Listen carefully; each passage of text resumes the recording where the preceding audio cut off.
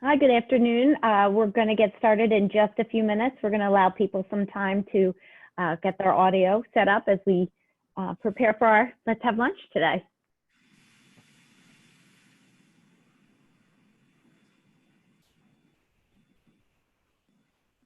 So for those of you who are just joining us, we're going to give it a minute or so for everybody to log on before we start our program.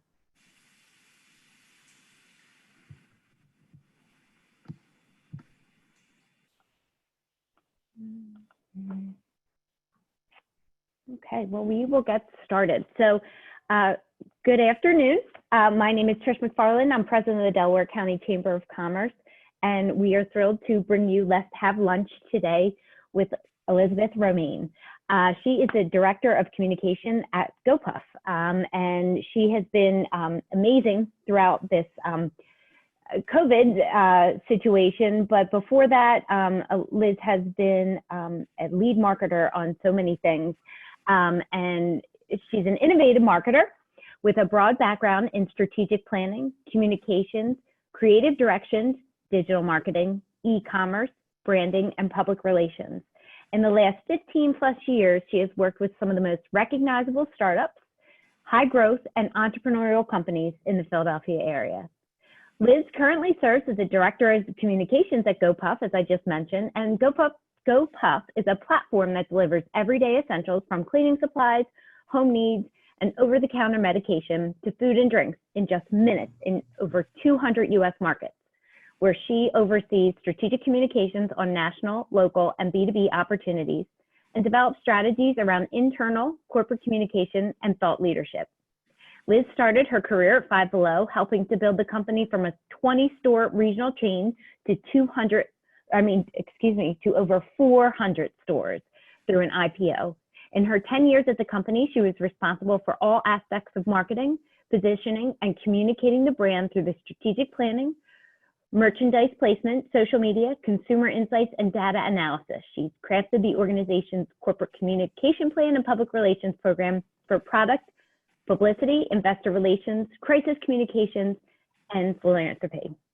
In addition to goPuff and Five Below, she was the VP of Marketing at Flagship, a tech-fueled fashion marketplace, and Director of Marketing and Communications at Alex's Lemonade Stand. Liz now happily resides in media with her husband and her two cats, and we are so thrilled to have Liz here with us this afternoon to kind of talk about communications and what's happening in the world today with the marketing strategy. Liz, do you want to talk a little bit about yourself and what's going on? Sure. First of all, thanks Trish for having me. This is a real honor to be able to chat with you guys today. I know there's a lot going on in the world today, so it really means a lot that we're able to find an hour and set aside to really connect and virtually network. Like Trish said, I'm the Director of Communications at goPuff. And while we don't deliver to Delaware County yet, we were founded in Philadelphia. We have over 200 facilities across that deliver to 500 cities plus throughout the country. Our hometown is Philadelphia. We have a huge presence there, but you'll find us in Chicago, Atlanta, Dallas, Seattle, Portland, etc., in most of the major markets of the city.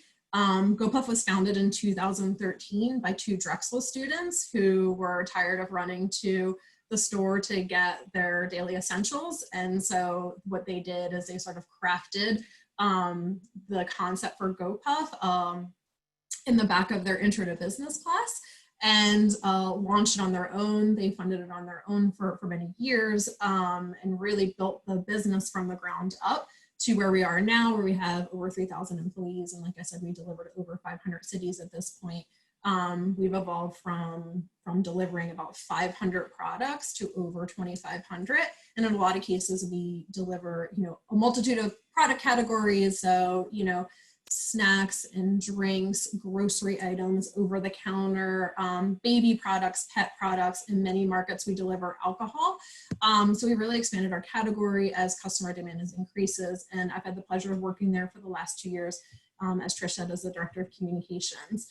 Before this, I've kind of spent the majority of my career in sort of startup or high growth industries. So really I started my career at Five Below. As Trish said, when there's only about 20 stores, and another Philadelphia homegrown retailer. And, you know, the 10 years I was there, it grew to over 400 stores. We went through an IPO, just massive growth. Also spent some time at Flagship, a tech startup that was based in Fishtown. And in between it all, I did spend some time working in the nonprofit world as a director of communications and public relations at Alex's Lemonade Stand.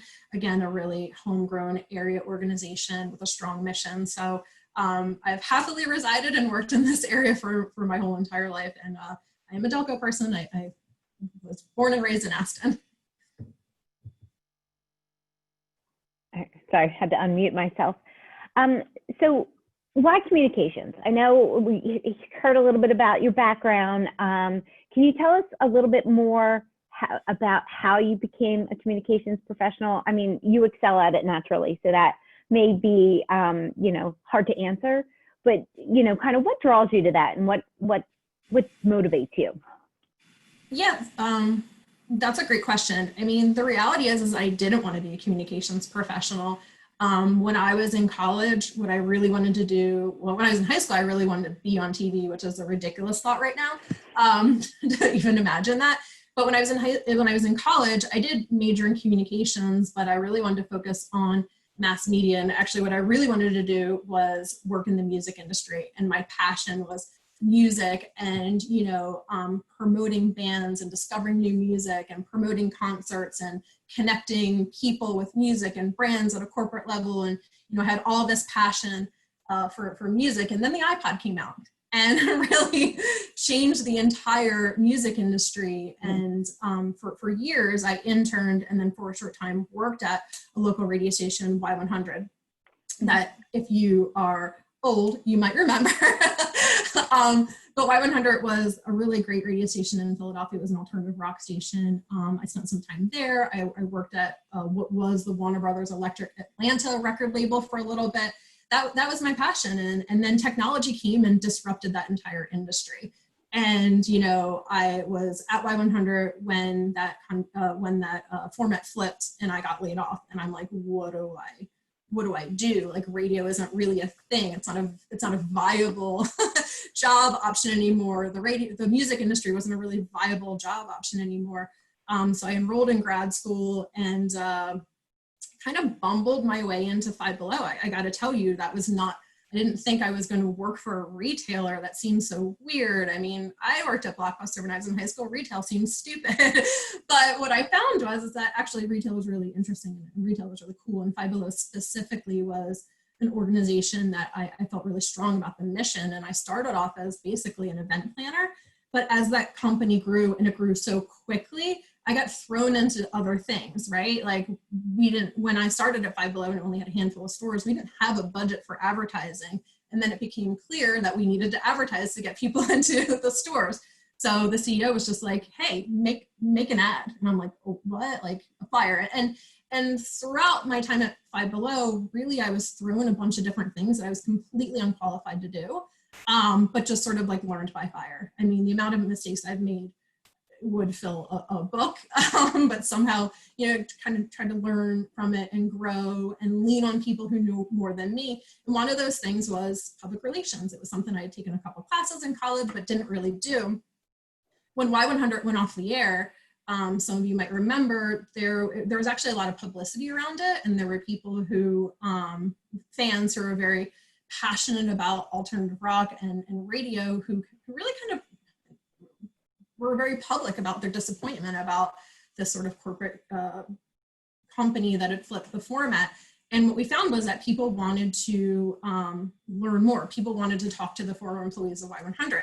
A lot of the other people at Y100 were under a contract and they couldn't speak to the public, but I was so low on the totem pole at Y100, I wasn't under a contract, didn't matter. So by default, I started talking to the media. And my first interview, this is so weird, was with Rolling Stone magazine. My first interview with any media outlet was with Rolling Stone magazine, which That's to awesome. Me was so funny because I loved Rolling Stone magazine as being a fan of music. And so it was just something I kind of got thrown into, and I didn't know what I was doing. And at Five Below, I sort of started to do some interviews with media outlets. Again, it's just sort of something I didn't understand. And over time, it did become my passion because communications is a really cool matrix of writing and branding and marketing and corporate responsibility and crisis communication. All these different things kind of bumble up into this broader thing that's called, you know, communications. And so, you know, I just kind of bumbled into it, and so far it seems to work out. And the cool thing about communications is that every industry needs a communicator, right? Whether you're interested in tech or retail or nonprofit or healthcare or whatever it is, everyone needs this arm of their communications, so you can apply these skills to really any interest that you have. That's awesome. So I'm going to shift this a little bit and go back to your Y100 days. Because I was a huge fan and probably one of the ones that was crying when they switched. Not as much as DRE Bitterfest, but same type of you know, closure with that one. So when you were there and when they were switching formats and everything was changing, I mean, like, how did you handle that? You weren't in the communications at that point, and you know, you could talk to the media. Can you talk a little bit about like how that Rolling Stone interview went and like what that meant? I mean, it's huge to be able to talk to Rolling Stone, and like it's like starry-eyed and that kind of thing. But like, did that interview change you or prepare you for anything? Like, how did those radio situations kind of bring you to where you are? Yeah, that's a great question. You know, what I realized quickly is that you need to prepare before you speak publicly. And if you find that Rolling Stone article that I was interviewed for, they actually never quoted me.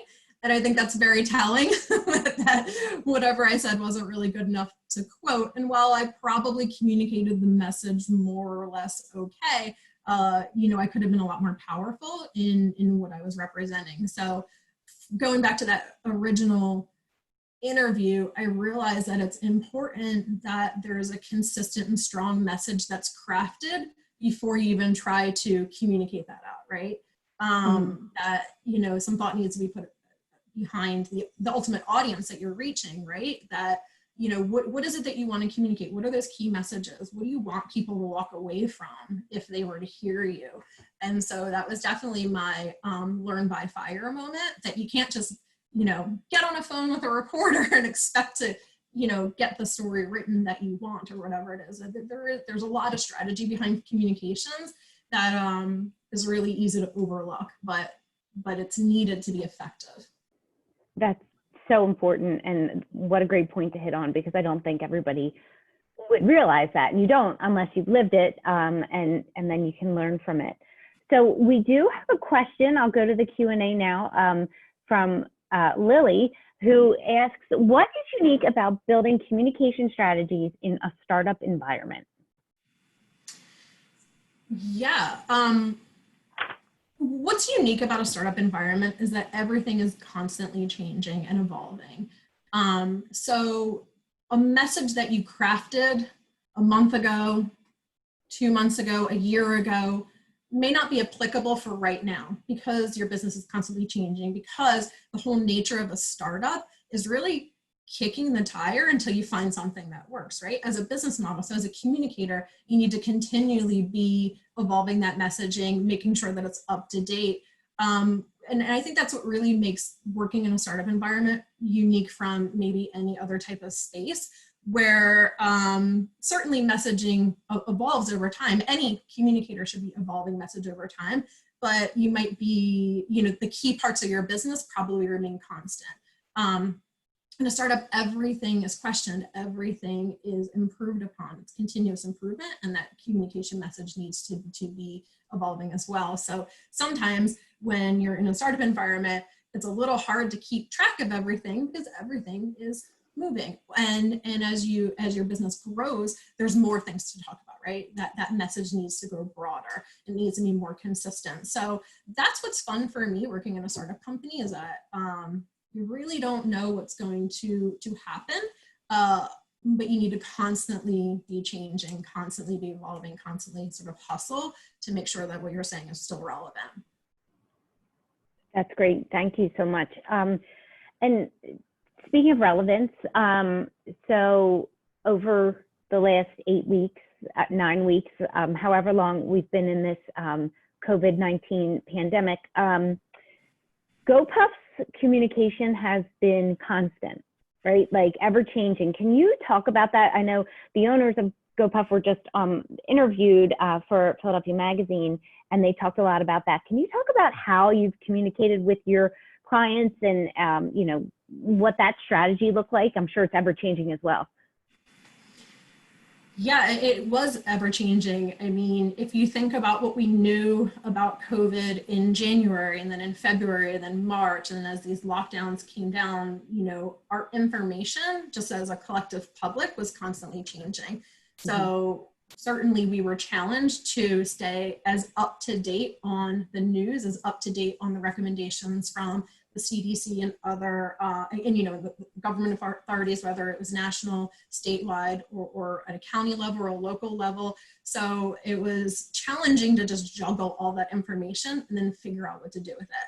What I can say is that it's really great to work for a company whose mission is so laser focused on what's right, on doing what's right for the customer and what's right for doing what's right for internal teams. So while we had a lot of information to juggle through, that was our North Star. What's right for the customer? How do we keep our customers safe? How do we keep our teams safe? And so we really paid very close attention to recommendations, and we were really fortunate that we were able to source things like hand sanitizer, masks, and other protective gear for our internal teams to keep them safe and ultimately keep our customers safe. We implemented a lot of processes to allow for things like social distancing, to allow for non-contact delivery, which is really the concept of if you pick up the phone, you don't have to sign for anything. You know, someone can just leave your delivery at your door. You don't have to touch or anything that had any direct contact with your delivery driver. So very early on, we asked ourselves, what should we be doing? And then we laid everything out, and then we did it all, which was a Herculean effort. And I work on a team of really committed and talented people, and they made it all work. And it was just sort of my job to make sure that we were communicating accurately, frequently, and with care. So we did communicate to our customers about how we were trying to keep them safe. We were considered an essential business. So our business in all of our markets never had to shut down like some other businesses had to experience. And in fact, a lot of people relied on us and continue to rely on us to get those essentials that they need. And so we, you know, we're constantly speaking to our employees and driver partners about procedures, but we're also speaking to them as leaders and letting them know we're here to support you. We care about you. Ultimately, you know, safety is our number one priority. And we really wanted to make sure that everybody knew that we were all in this together and that we were all in this to make everybody's lives a little bit easier as possible. And you know, that required a lot of communication. And again, a lot of that communication changed. You know, in the very, very beginning, if you remember in the pandemic, people said that you shouldn't wear a mask. And then all of a sudden it was, no, you have to wear a mask. And so, you know, there are a lot of things that we just need to shift and react really quickly to. And, you know, to be honest, there were long nights and weekends to make everything happen, but you know, it's been worth it. We've been able to be that essential business for our customers throughout this, and will continue to be. And we've learned a ton throughout this whole entire process. That's just amazing how you've all been able to shift so quickly and stay so relevant, and while growing your company and keeping your employees and customers safe. So a Herculean effort for sure, but kudos on a job well done. So through this entire process and throughout your communications career, is there one situation where you like can point to as you learned so much, like you set out to think that the plan's going to go this way, but it shifted the focus entirely and you ended up with something completely different, but more successful? Or, you know, does that make sense? Yes, it does make sense. And that's a great question. I'm trying to think. Well, yeah, as you think about that, I'll let you kind of stew upon that as I ask you a fun question from Dave Sibley. And I guess he missed how, maybe through my excitement of Y100 and the Rolling Stone article, but he said, what was the topic of the Rolling Stone article? And what was the message you wish you had made stronger? Oh, hi, Dave. Nice to see you. So the topic of the Rolling Stone article was about, well, on a broader sense, it was about the consolidation of the radio industry. About how at the time, and that would have been 2005, is that right? I'm aging myself. So it would have been about around 2005. And like I said, that's where like the iPod came out, and the whole industry was trying to understand how to react to really going digital. And, the music industry, by all accounts, was not reacting to this in the best way. And like satellite radio was starting to become a thing. And, radio just wasn't the king medium that it was. And it was taking a little while to adjust to it. And now the radio industry is actually, thriving in a lot of ways because they have been able to adjust. Anyway, the original article was about the consolidation of the radio industry and really what the collateral damage was. And at the time, many alternative rock stations across the country were flipping formats to what was considered more popular formats. Y100 got flipped to, it was either a gospel format or a hip hop format. Like R&B. I feel like it was an R&B station, but I could be wrong. It was. I can't, I honestly can't remember, but this is happening in a lot of different markets. So through that lens, Y100 or former employees of Y100 at that point were interviewed to sort of comment on the industry.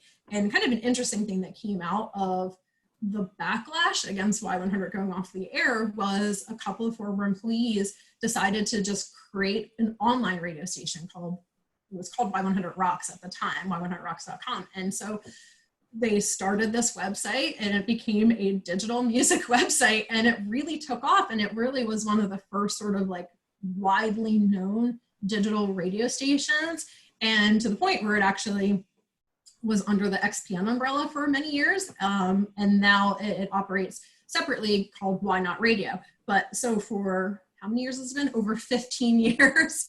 The spirit of Y100 really still lives in this digital format. It's kind of interesting, but that's what that Rolling Stone article was about, was really about what was going on in the industry. The message I would have liked to have been stronger was, that's a good question. I wish I had been able to convey the passion of the Y100 fans a little bit better. Y100 was listed under a lot of other radio stations that had kind of had to flip formats or went completely off the air. I wish I would have been able to communicate how unique the Philadelphia alternative rock fans were specifically, and why Y100 was such a great way for them to learn about new music and share in music that might not have been as widely popular, as top 40 radio. So that, I wish I could have spoken a little bit more about that.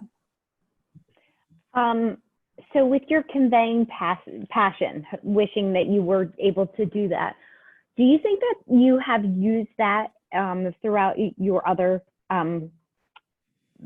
working in the other places of business, your other career moves? Have you used that to convey passion a little bit more in either in a communication strategy or social media strategy? Do you think that's helped you to build upon that and be successful? Yeah, so I believe that as a communicator and a marketer, which is all I know, by the way, you have to be passionate about the thing you're communicating and marketing about. Maybe that sounds obvious, but I actually don't think it is always obvious. As a communicator, you are representing your brand. You are the human form of the thing that you do, and you can't speak about it authentically if you aren't passionate about it, if you don't believe in the thing that they do, because you're not that good at marketing to be able to fake it. No one is, right? I've been really fortunate that in all of my roles to date, not all of them, the ones I haven't been passionate about, I didn't stay at very long, but for the bigger roles in my life, I believed in the mission, right? I loved music, so I loved Y100, and I wouldn't shut up about it. I loved Five Below. I still love Five Below. I'm still a huge fan. It's been an enormous amount of money at that store for someone who was not in their target demographic, but I loved their product. I love that they were creating value for customers and delivering on trends. And I love what we do at goPuff. I love that we deliver essentials. I love that we're this tech-fueled company that's really allowing people to get their instant needs.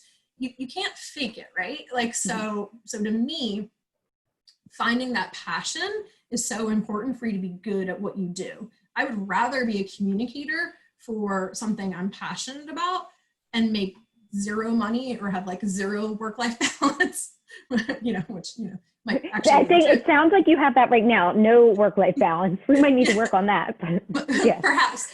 But you're passionate. Yeah, and it is, and it's also a question almost about ethics, right? So, I'm an adjunct professor at Arcadia University. I teach communication classes to undergraduate students, and like in our PR 101 class, one of the first chapters that we talk about is ethics, right? And we talk about like, would you work for a, whaling company? Like, would you work for a tobacco company? Would you want to work for, and we talk about all these different industries, right?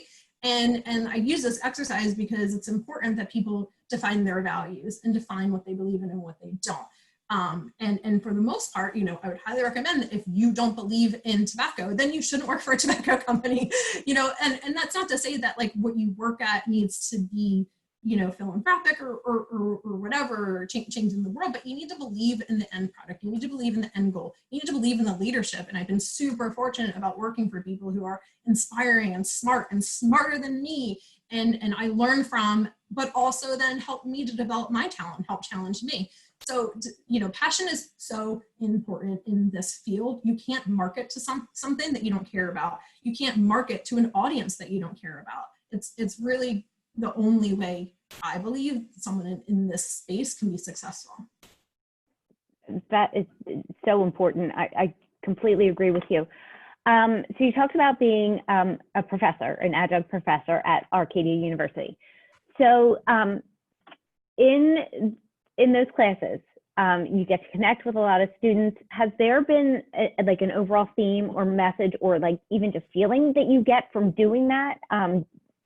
Like, can you talk a little bit about that, that part of your career as well? Yeah. Like many things in my life, I sort of fell into being an adjunct professor. It was something that my husband did, and then he left and they were looking for someone else. But the reality is the whole reason I went to get my master's degree was because I always thought in the back of my mind, wouldn't it be cool to one day when I had some experience, be able to give back to my profession, a profession that I believe has given me so much. And so I got my master's degree and I didn't do anything with it for like years. And like, I've never applied for a job when anyone cared that I had a master's degree, to be honest with you.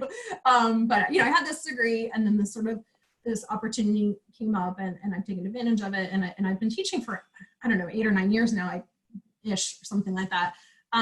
But it's really, there's a lot of altruistic reasons I teach, and there's a lot of very selfish reasons I teach, right? I love teaching about this profession, which I believe is a really great profession for, communications, I think, is an industry that's very open to diversity. Certainly there's work to be done, but it's a great industry for women, for people of color, for people with different viewpoints. And so that's one of the reasons I love communications is that it is so open and inclusive. So it's kind of cool for me to try to teach people about this option, young people about this career option, and maybe they hate it or maybe they don't, but to give them a little bit more learning.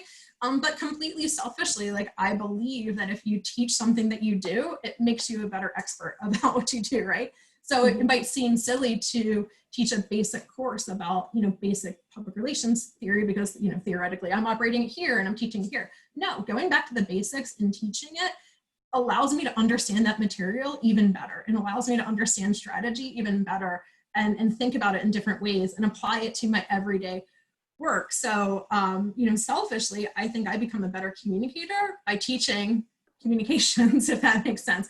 And honestly, I just love being around young people, and part of my career, I've almost always targeted young people and college students. So you can't be a good communicator if you don't understand your audience. So spending time more time with college kids allows me to understand how they think, how they feel, and so that I can craft messages that are going to be more effective to that audience.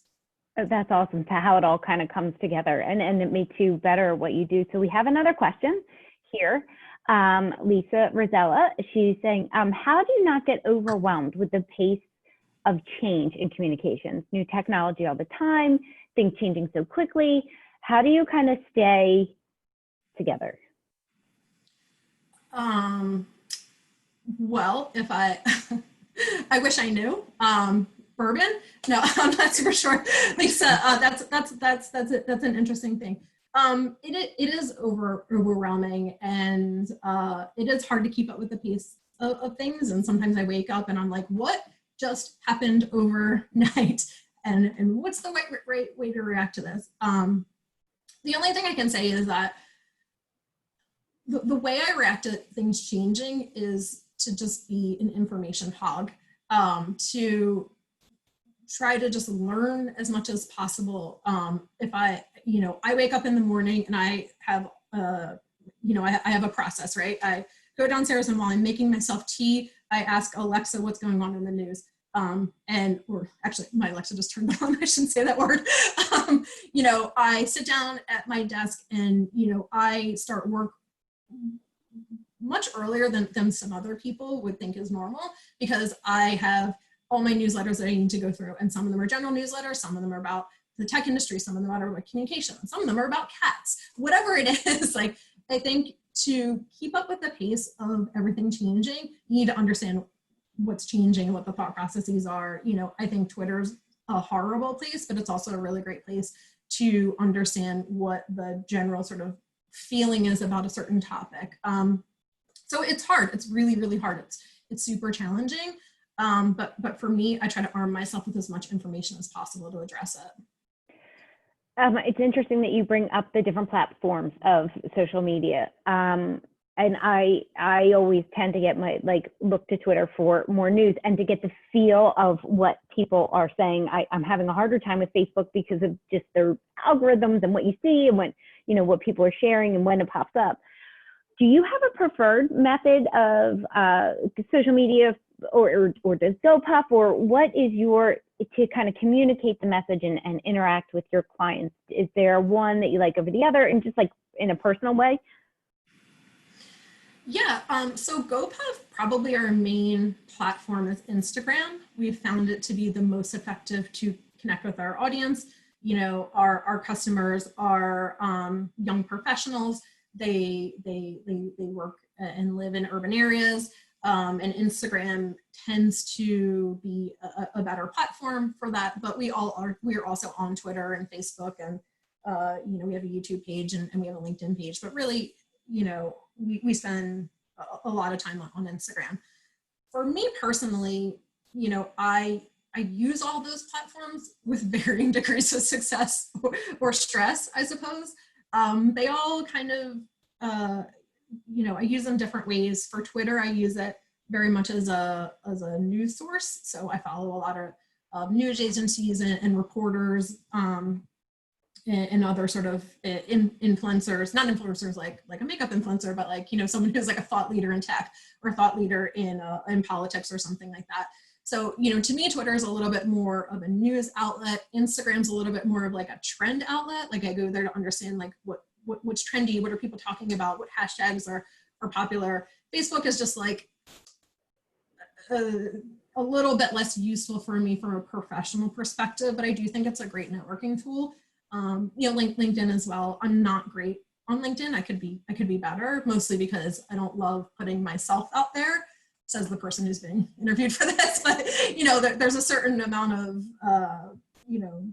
getting yourself out there on LinkedIn that doesn't necessarily vibe with me as on a personal level. But they're all really important, and they're all really good platforms to gather information, different types of information, I think. So they're good. I do not know what TikTok is, and I will I'm going to drag my feet as much as possible until All right, Liz, I'm coming over and we'll do a TikTok together because I have to learn. My kids have been on it for a while. We'll duet, as they call it. We'll like hold hands and get through it. But like, yes, I'm sort of like, do I need another thing to waste my time on? You my do. Phone? Yeah.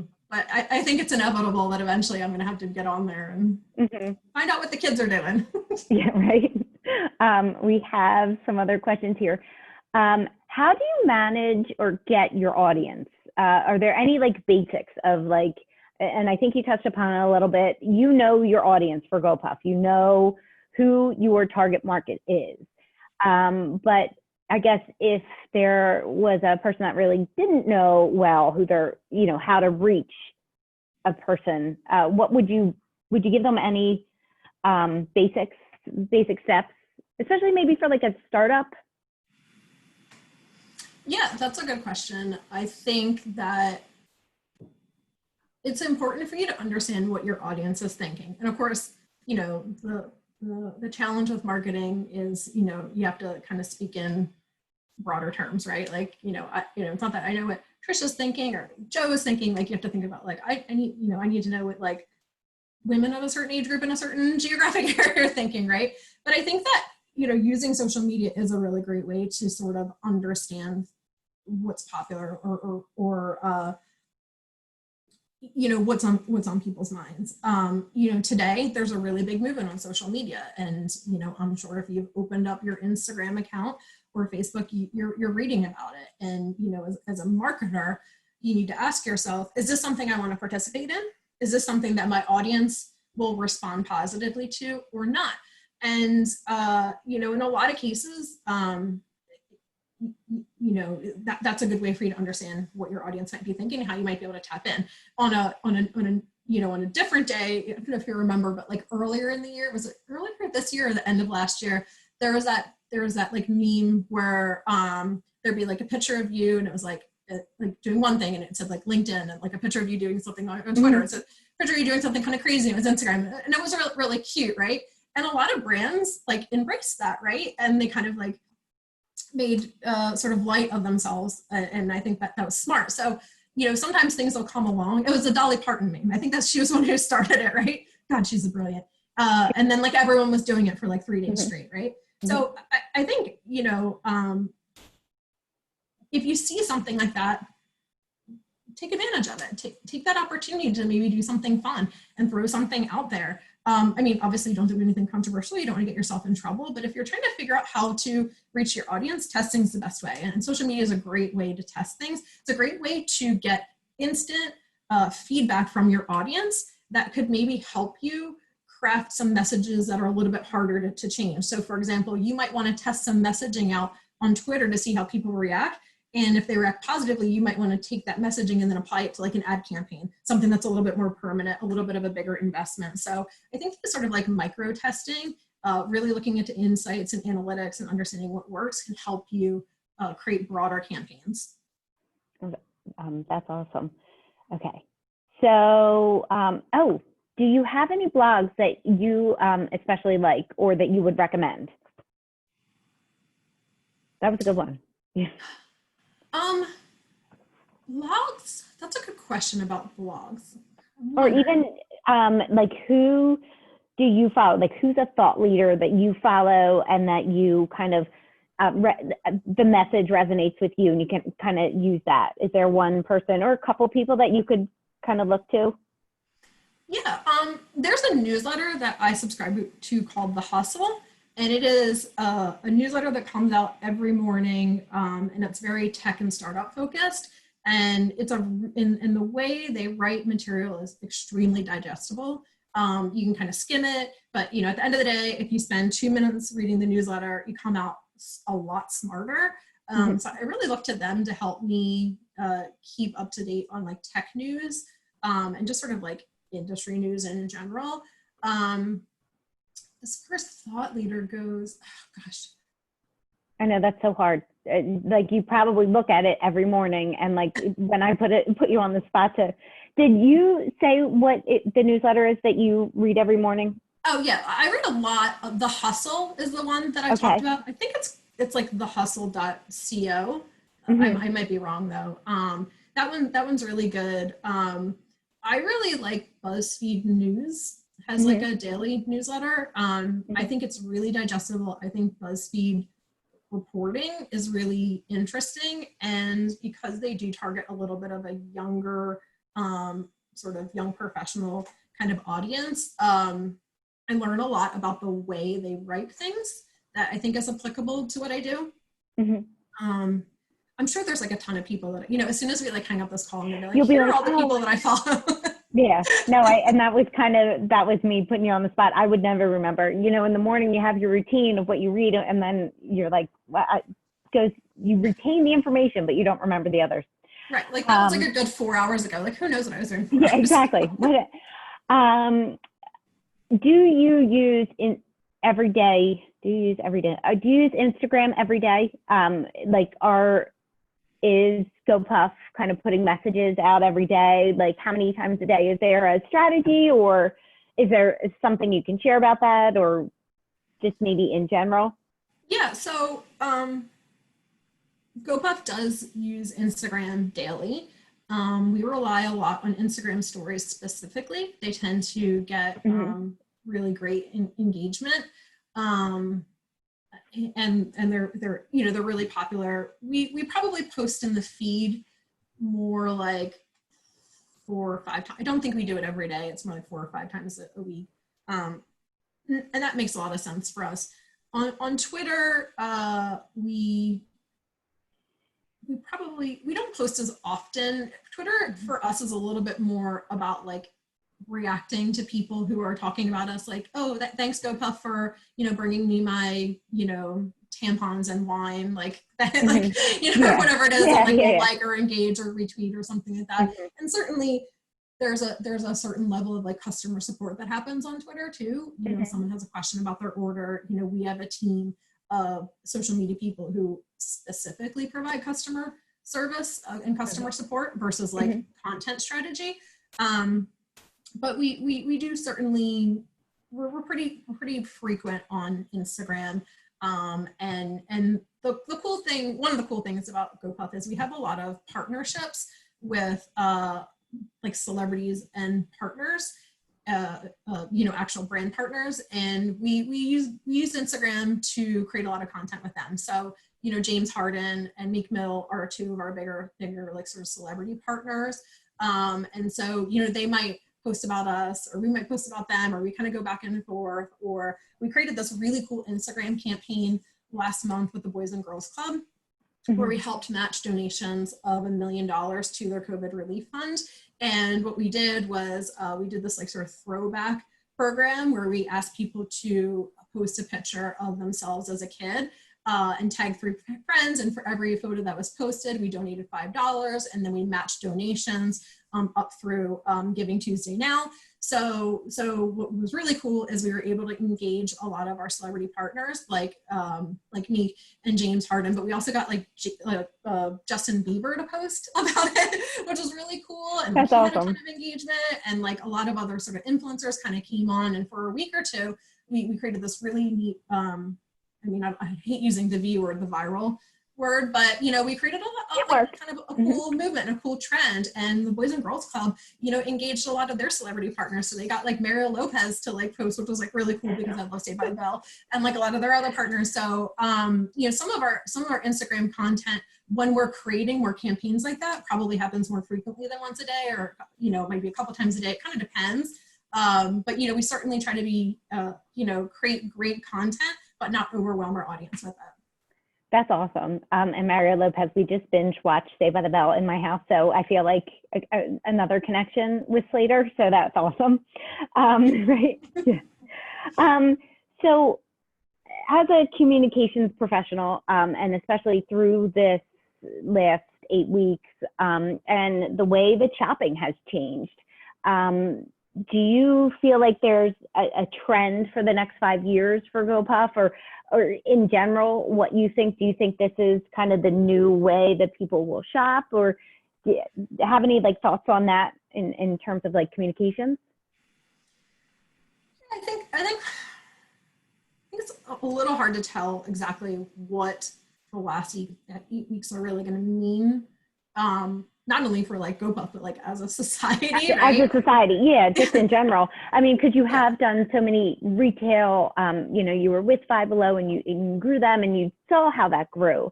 And now, it's harder for a retail store. Now they have to shift the way they focus. And do you feel like there's going to be a bigger shift in that focus, or is it still just like two unknowns? I think in general, people are getting more and more used to ordering something and getting it pretty darn quickly. That's what we're about, right? Like our whole business model is about delivering instant needs. And while, what the last 8 weeks have shown us is that there are other ways to satisfy instant needs, so delivery is an option. And even like the last 8 weeks, I think, people didn't necessarily know that you could, for example, get beer delivered. Like that is still a new concept. Like legally speaking, that is still a new concept. That wasn't a thing that really happened 5 years ago. Now it's a thing that's allowed in a lot of places. So I think, the pandemic sort of forced people to educate, like there's more than one place. There's more than one way for you to get your wine, alcohol, beer, or whatever it might be. You might need diapers and it's 1 a.m. You actually can get diapers at 1 a.m. and you don't have to leave your house or pack up your sick kid into your car and figure it out. Like there is a way for your problem to be solved. There's a way for your day to get a little bit easier. And I think that as we look into the next 5 years, that's going to become more and more commonplace where people, realize they want or need something and that they can satisfy that need a lot more quickly, a lot more easily. And for not a very big investment. Our delivery fee is $1.95. It's $1.95 no matter what, whether you order $9 worth of stuff or $900,000 worth of stuff, it's $1.95. That's it. When you look at young professionals, when you look at people, all of us are so busy all of the time, even in this pandemic, even with us being forced at home, we're all being pulled in a million different directions. The fact that a cat hasn't run into my lap right now during this session is actually a miracle. We're all being pulled in all these different directions. And, people are asking themselves, I have 30 minutes. Like, how can I optimize those 30 minutes? Can I spend those 30 minutes with my kids? Can I spend those 30 minutes cleaning my house, catching up on my Netflix, whatever it might be? There might be better ways to spend that time than going to the grocery store, especially now, because sometimes going to the grocery store, it's a whole thing now. Do you have your mask? Do you have hand sanitizer? Or, can you go in and out? You can't be in there with your partner because they're only one person at a time. But there's a lot of challenges for what they do. So, I think the future of our business is just people embracing some of these options on how they can fill these needs. It's so true. And we're coming up to the end of this. Is there any lasting thoughts that you might want to leave with us? You might want to leave with the folks that are listening today about communications or about just in general? I've been thinking a lot about how a lot of our small businesses in Delaware County have been reacting the last 8 weeks and how it's been really inspiring to see people, make changes in their business model, do things that are right for the customer, maybe expand their product mix or expand their services to help people. And obviously, certainly to stay in business. And, some of the businesses in Delaware County have done such an interesting job of changing what they do, but also communicating it, right? Mm-hmm. So, I live in media. I love the restaurants in media. And so many of the restaurants have pivoted so quickly in really amazing ways where they're communicating about how they're increasing their cleanliness standards, how they're educating themselves about CDC recommendations, how they're, in addition to the things that and love them for, they're also offering eggs and toilet paper because, they're positioning themselves more as a one-stop shop versus, a lunch spot or whatever it might be. They're doing curbside delivery and all these things. And I think it's been, what's happened the last however many weeks has been really awful and challenging in more ways than anyone could ever communicate. But the fact that in these times, people are being inspired to pivot, being inspired to innovate, being inspired to change with the times is really, it's hopeful, right? And there's some businesses that I follow that like, I used to follow before just to see like what their special was, but now I wake up in the morning and I follow them because I want to know what they're doing that's differently. And I think that a lot of these businesses are having interesting conversations with their customers. And I hope that, you know, as this health crisis may start to ease up a little bit, that people are still asking themselves, how do I engage with my customers? What is it that they want? How can I change my business to meet their needs and continue? Because, you know, some of the greatest companies in our country started in recessions or started in times of crisis. You look at Uber, like they started in a recession and, you know, they completely disrupted an entire industry. And there's many different examples for that. You know, I hope that as businesses, as people who work for businesses, we continue to ask ourselves, how can we take this moment and make something that's going to be meaningful? That's awesome. Thank you so much for taking the time to help us learn a little bit more about communications, learn a little bit more about you. I know this isn't something that is this wasn't on your bucket list of things to tell the world about, but we really, I know I've learned so much today, and I'm sure that our the folks on the webinar right now and those that might be watching this on YouTube are learning so much as well. So thank you for sharing your expertise and your strategies with us, because this has really been super helpful. But I will leave us with the fact that Dave Sibley wants to share that once you learn TikTok, we have to do a lunch session to teach everybody. So we'll have to learn it. I'll teach you all the TikTok moves, and we can do one together. So wait, we're gonna dance together? Like, is I that think what we're gonna, about? yeah, we're dancing together, and you don't have a choice now. We're dancing, and Dave's coming too. Good Lord.